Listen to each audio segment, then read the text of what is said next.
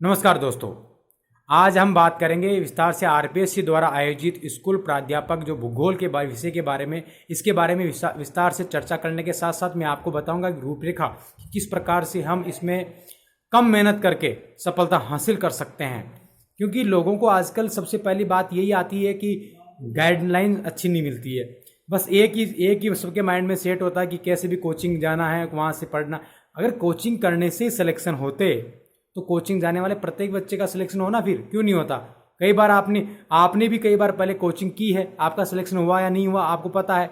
इसलिए हम कहते हैं कोचिंग से कुछ नहीं होता, उसमें आपकी एक रणनीति होनी चाहिए कि किस प्रकार से हम इसका अध्ययन करें ताकि हम अच्छा रिजल्ट प्राप्त कर सके। देखो हम बात करें कि दो पेपर होते हैं। प्रथम पेपर होता है वो जीके जीएस का होता है और सेकंड पेपर होता है वो सब्जेक्ट का होता है। जीके पेपर में 75 क्वेश्चन आते हैं, 150 नंबर का वो मामला होता है पूरा। उसमें सेकंड क्वेश्चन पेपर है वो आपका 300 नंबर का है, 150 क्वेश्चन आते हैं। सब्जेक्ट का पेपर होता है वो, साथ में इसमें आपको मनोविज्ञान भी होती है। फर्स्ट पेपर की बात करें तो उसमें आप सिर्फ लक्ष्य की गाइड का अध्ययन करें। लक्ष्य की गाइड अकॉर्डिंग सिलेबस है और सिलेबस के अकॉर्डिंग पूरा इसमें अच्छे से कवर कर रखा है। हाँ, इसमें आप थोड़ा हिस्ट्री और स्कूल मैनेजमेंट पे भी आप फोकस करें क्योंकि ये 15 दो क्वेश्चन आते हैं। 15 क्वेश्चन हिस्ट्री के आते हैं और 15 क्वेश्चन आपके स्कूल मैनेजमेंट के आते हैं। तो 60 नंबर तो ये दो जो सब्जेक्ट का आपकी वो कवर करती है। इसके अलावा 9 से 12 तक की राजस्थान अध्ययन की बुक्स का आप अध्ययन कर सकते हैं।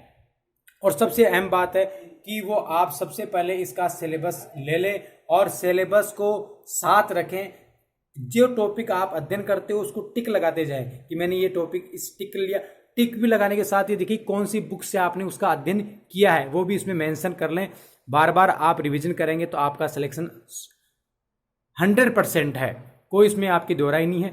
अब बात करते हैं हम द्वितीय पेपर की। जो सब्जेक्ट है भूगोल, जो आपकी मेन विषय है वो, प्लस आपका जो इसमें मनोविज्ञान का भी पेपर इसमें आपका अटैच है। 30 क्वेश्चन आपके मनोविज्ञान के इसमें आते हैं। 12th लेवल की बात करते हैं, इसमें 55 क्वेश्चन आएंगे। अगर आप 12th लेवल को अच्छे से करना चाहते हो, 55 क्वेश्चन का बहुत मायना होता है। इसमें आपको कुछ 11वीं और 12वीं की जो एनसीईआरटी की बुक्स है वो राजस्थान, जो अभी राजस्थान बोर्ड की बुक्स चल रही, काफ़ी अच्छी बुक्स है। मैंने पढ़ी है, मैंने पढ़ा ही अभी तक, उनको देखा है, काफ़ी अच्छी बुक्स है।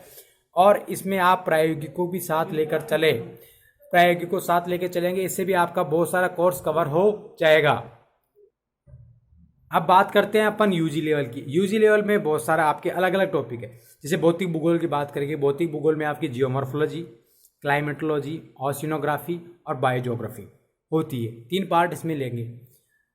जब भौतिक भूगोल का आप अध्ययन कर रहे हैं, इसमें प्रथम पार्ट की बात करते हैं जियोमॉर्फोलॉजी। तो जियोमॉर्फोलॉजी में पहली बात मैं बुक बता दूं कि सविंदर सिंह और डीएस लाल की बुक्स अच्छी है।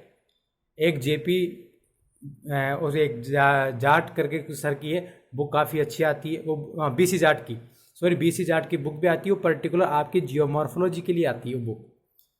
बीसी जाट की जो बुक बता रहा हूँ मैं आपको, वो जियोमॉर्फोलॉजी की बुक ओनली। डीएस लाल की जो बुक है वो ओशिनोग्राफी और आपकी क्लाइमेटोलॉजी की बुक्स आती है।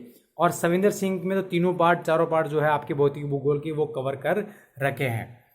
अब आपको क्या करना है कि जियोमॉर्फोलॉजी की जो फंडामेंटल जो आपकी कंसेप्ट है वो और जो थ्योरीज है उनको तो आप याद करें।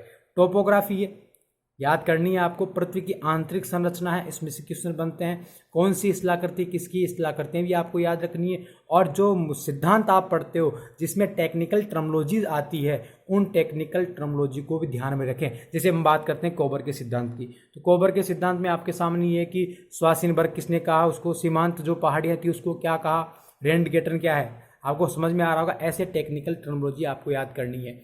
उसके अलावा जियोमॉर्फोलॉजी में भू संतुलन के सिद्धांत, जो भी आपके अकॉर्डिंग सिलेबस है, आप एक बार सिलेबस को देख लीजिए, उसके अकॉर्डिंग ही पढ़ने हैं। जो टॉपिक में आपके सिलेबस में है वो टॉपिक ही पढ़ने, बाकी आपको नहीं पढ़ने। मानव भूगोल की बात करें तो मानव भूगोल में राम कुमार गुर्जर और बीसी जाट की बुक काफ़ी अच्छी है, अच्छा सिलेबस कवर करती है। उसके अलावा आप जो औद्योगिक भूगोल है, जनसंख्या भूगोल है, इनकी आप स्पेशल बुक आपके अकॉर्डिंग देख सकते हैं, लेकिन उसमें भी वही अध्ययन करना जो आपके सिलेबस के अकॉर्डिंग है। फिर आपको बात करते हैं इधर भारत का भूगोल और राजस्थान का भूगोल, इनमें भी काफ़ी कुछ बहुत डिपेंड करता है। अब भारत के भूगोल में आपको एक तो फिजिकल पार्ट तो इसका अच्छे से करना है। इसके अलावा खनिज, भारत के कौन से खनिज है, कहाँ पाए जाते हैं, कौन से राज्य का कौन सा स्थान है। अभी स्थानों की बात करते हैं तो कई बुक्स क्या होती है, उसमें आपके जो डेटा है वो पुराने होते हैं, तो अब नए आंकड़े कहाँ से मिलेंगे आपको। तो इसके लिए मैं बुक बताता हूँ आपको एक, कि जो समग्र, आप एक बार इसको जरूर अध्ययन करें। समग्र भूगोल आती है पूरी, महेश कुमार वर्णमाल की आती है। उसमें पूरे आपके टॉपिक है, फिजिकल ज्योग्राफी भी है उसमें, आपकी ह्यूमन ज्योग्राफी भी है उसमें, आपकी ओशिनोग्राफी भी है, क्लाइमेटोलॉजी भी है, सारी की सारी ज्योग्राफी है, इंडियन ज्योग्राफी भी है, विथ आपके लेटेस्ट, मैं बता दूं लेटेस्ट आपके जो डेटा है उनको सबको मेंशन कर रखा है। काफ़ी अच्छी है, एक बार सब पढ़ने के बाद उसको आप देख ले, काफ़ी हेल्प मिलेगी आपको। भौगोलिक चिंतन की बात करें तो माजिद हुसैन बेस्ट है, उसमें भी आप पॉइंट टू पॉइंट आप अध्ययन कर सकते हैं अकॉर्डिंग सिलेबस। राजस्थान का भूगोल हिंदी ग्रंथ अकादमी की आती है, हरिमोहन सक्सेना की, उसका अध्ययन करें। प्रायोगिक भूगोल जेपी शर्मा की आती है, उसका अध्ययन करें। उसमें आप जो भी आपके जो क्या बोलते हैं इनको, प्रोजेक्शन है, तो प्रोजेक्शन का मेन उपयोग कहाँ कहाँ होता है, प्रोजेक्शन की विशेषताएं कौन कौन सी है, किस प्रोजेक्शन की रचना किस प्रकार की, उनका अध्ययन कर लें। और सबसे बड़ी बात है, खुद पे विश्वास रखना है। विश्वास खुद पे विश्वास रखो, कोचिंग पे आप विश्वास ना करें। कोचिंग वाले को उतना ही पढ़ाएंगे जितना उसको टीचर को आता है। आप बुक्स पे भरोसा करें और बुक्स बार बार चेंज ना करें। कई बार क्या होता है कि हमारे जो दोस्त होते हैं उनसे हम डिस्कस करते हैं कि कौन सी बुक्स अच्छी है, कौन सी, सारी बुक्स अच्छी है, कोई बुक घटिया नहीं है, कोई बुक अच्छी नहीं है। बस डिपेंड करता है कि आप किसी बुक का कितनी बार अध्ययन करते हो। आप जितनी बार अध्ययन किसी एक ही बुक का करोगे वो सबसे अच्छा है। आप बार बार बुक से चेंज करोगे, इसमें आप ही का नुकसान होना है, ये तय है। क्योंकि माइंड हमें याद ही वही चीज़ें होती है, बिना रिवीजन नहीं करेंगे। एक बार पढ़ने से कोई कलेक्टर नहीं बनता, कोई इसको लेक्चरर नहीं बनता, कोई कुछ नहीं बन सकता, बस सिवाय आपको रिवीजन करने की ज़रूरत है। बुक चेंज नहीं करें, ठीक है। अगर आपके कोई दोस्त आके बोलता कि नहीं यार ये बुक्स अच्छी है, तो आप बिल्कुल उस पर ध्यान नहीं दे।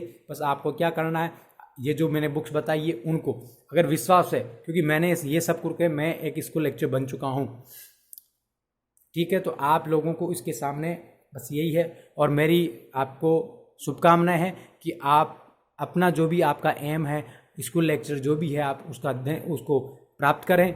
बेस्ट शुभकामनाओं के साथ मैं वीडियो ख़त्म करता हूँ।